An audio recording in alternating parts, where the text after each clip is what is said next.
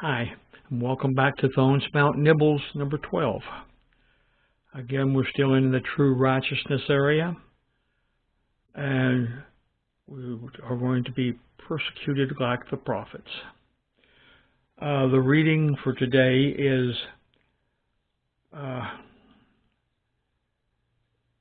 Matthew 5, verses 11 and 12. Blessed are ye when men shall revile you and persecute you, and shall say all manner of evil against you falsely for my sake.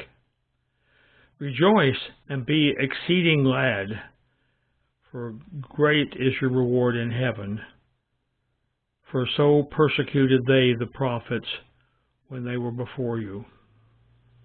So we're taking sort of persecution to a little bit higher thing now. Why is this in the Bible? Suffering with and for Jesus leads to the glory of heavenly kingdom. And the communication is expect this behavior if you are truly committed to God's cause. And that the whole point is we are hated because you love God. The application to my life. We note that persecution and hatred come in two forms. First, the verbal that appears as insults or slander against your name or the name of God.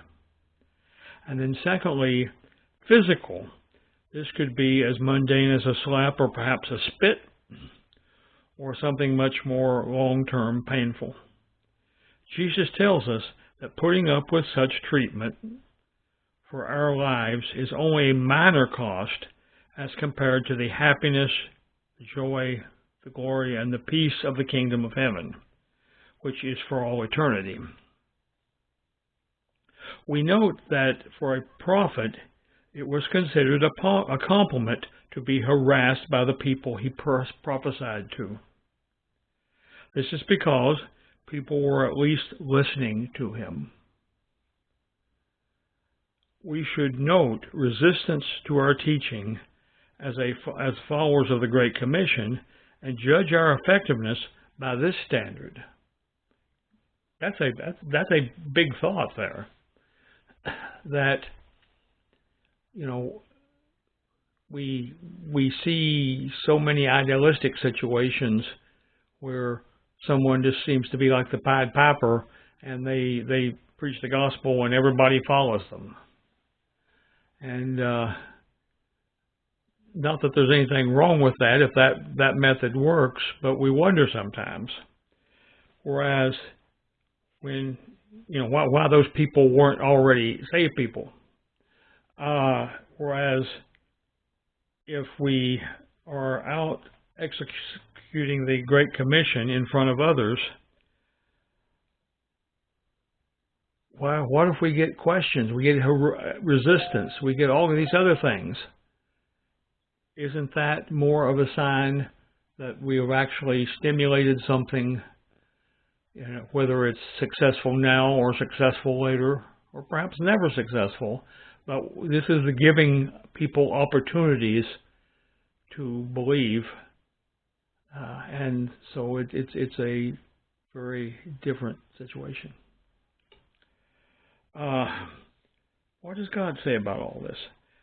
Do as the prophets and receive the rewards of a prophet in heaven.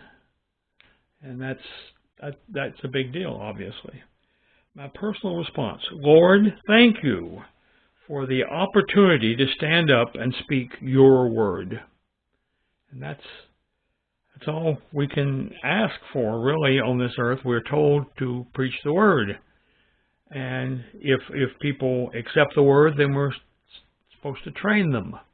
But if they never accept the word, we've done our job. And we will be rewarded. So We'll talk to you next time.